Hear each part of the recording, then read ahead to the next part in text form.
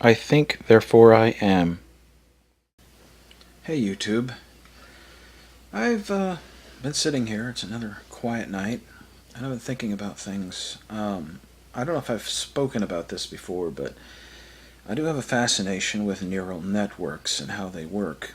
And it makes me wonder because I also have studied the human brain to some extent. And I have in the other room a wasp in a jar. A wasp in a jar. And it's staying in that jar because those things hurt when they sting you. But that's beside the point. It made me think, this thing can't have a brain much bigger than the head of a pin. What would you say that is? A few million neurons? Maybe a few million.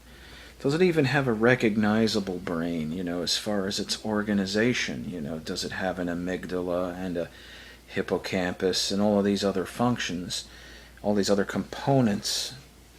And I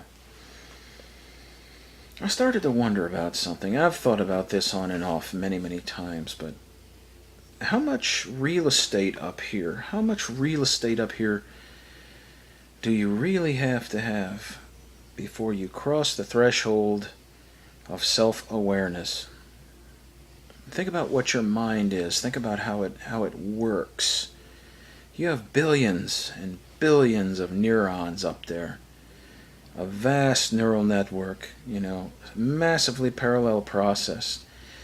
Human mind can do things faster than any computer, can do things more. Well, it can't do sequential operations because that's not what it's wired for.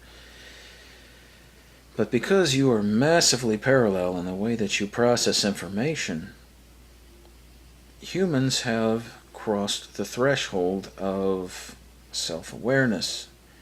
But I wonder if humans aren't the only ones. I mean, I know that wasp in there, how aware.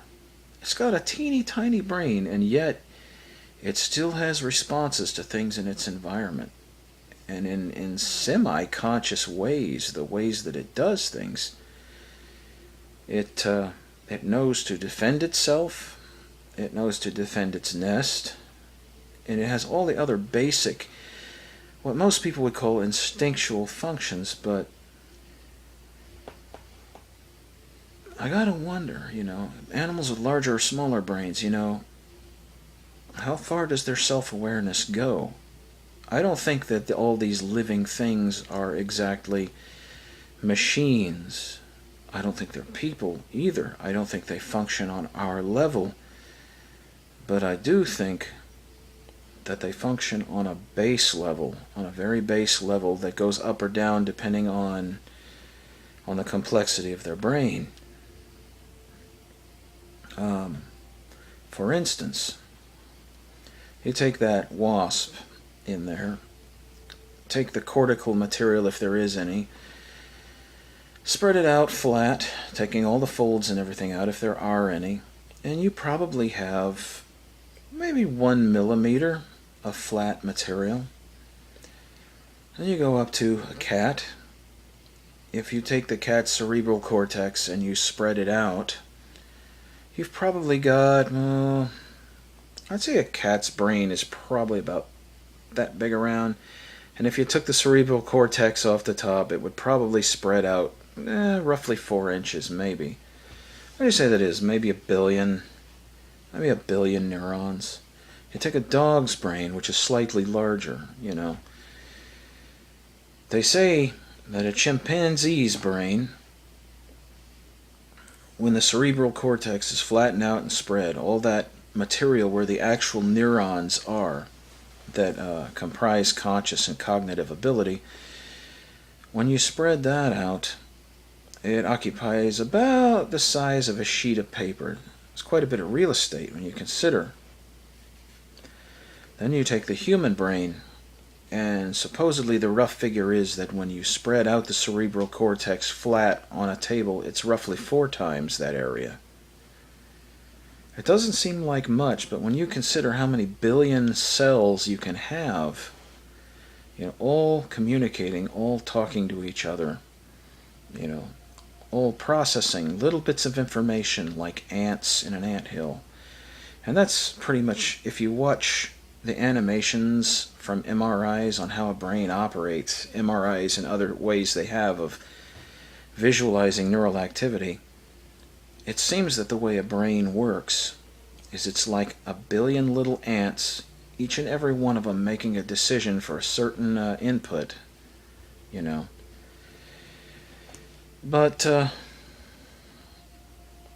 do wonder where is the small, where does consciousness end? How small of a brain do you have to get down to before consciousness does not exist and it's just a machine reacting to stimulus, processing and producing output that's beneficial to it? I think animals are much more than just computers walking on legs, you know. There are some scientists and some other people that would disagree. I think there has to be something there, because you have to survive, and to survive you have to be adaptive, and you have to be somewhat aware of yourself and your environment. If you poke a dog with a needle, doesn't it yelp in pain? It expresses the fact that it hurts, and it expresses it in an emotional way. Maybe not human emotion, but hurt is hurt. I think one of the reasons why people try to dumb down the possible consciousness of lower animals is because they don't want to cope with the guilt that they would arrive at if they realized that what they were doing things to, killing them and such, and eating them, those things are mildly, maybe a little self-aware. You know, some more than others. You know, think of all the complex things you've ever seen animals do. Even animals outperform computers. Even animals do things that computers can't even fathom doing. Do you know how many lines of code it would take just to make something that could be a lizard? Or how about how many lines of code it would take to mimic the brain of a cockroach? I don't even think we have a computer that can do that yet. You know, we've come a long way in making machines self-locomotive, you know. We have little robots that crawl and little vehicles that move around, but really, that's just algorithms. There's nothing in there in those machines other than a few lines of code making all that work. I think if you wanted to build a successful cockroach brain, for instance, do you imagine how many millions and millions and millions of lines of code you would have to write? And how fast that chip would have to be to process everything in its environment? Neural networks hold a lot of promise in that area because they can be made, you know, they can be made massively parallel, or as massive as we can build them right now. But to map out the brain and to understand self-awareness, when does it become self-aware? Where does algorithm meet self-awareness? How much critical mass of parallel processing and how many orders of magnitude of computing do we have to reach before what we have is something that is aware of itself? It's a big question, isn't it? Think about all the things that you can do. Think about all the things that you can do. Just pouring a glass of water. If you tried to program a robot to just go to the fridge, get a glass of water, even, you know, just get a glass and put some water in the glass from a sink. Seems like a simple task. Take a robot that's built like you are and try to write that code. To be able to sense when the glass is full, to have the three-dimensional perception. You know, they're still working on that. They still don't have a machine that with two cameras side by side can process true depth perception. It can't recognize things in its environment in time and space without some assistance. They're coming mildly close. There's some computers that can kind of do it, but they still screw up really bad, and they still don't know what they're looking at. You know, in the world of expert systems where everything is predefined, the computer can figure it out, but They still don't have a computer that can learn what that is or know what it's for without somebody telling it. For instance, if I put you in a room and I handed you a cup, you'd never seen a cup before in your life, but you started getting thirsty. You look at that object, that cup, without knowing what it is, and I could use this to hold water. I don't know what it is, but I can make use of it. You will eventually put two and two together and figure out that you can reach over and get water out of the stream into the cup and drink the water. You just did a colossal thing that a computer would never dream of being able to do. I mean, even the most sophisticated evolutionary logic programs, the programs that self-teach, they can't come close to what you did. In minutes, you figured out what takes computers millions and millions and millions and millions of iterations of data sets to be able to figure out. So, and you're self-aware as you're doing it. You're aware of it. The computer would look at that, or would be pointed at that cup. It would never put two and two together that it could sustain itself by doing those activities. Without some prior programming, it's as dumb as a post. Even neural networks have to be educated. Some are self-learning. There are some self-learning neural networks, but the complexity of the algorithms is crazy. And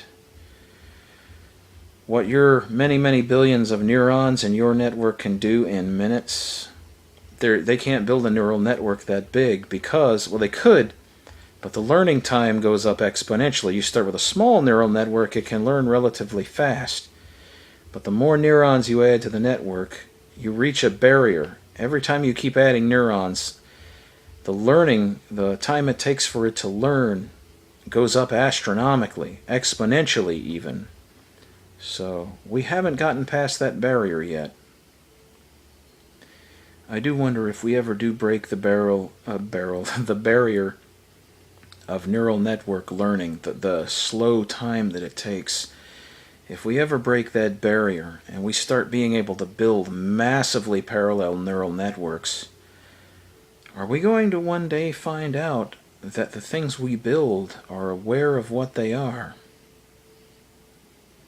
Food for thought. Think about it this way. Even an amoeba knows what food is.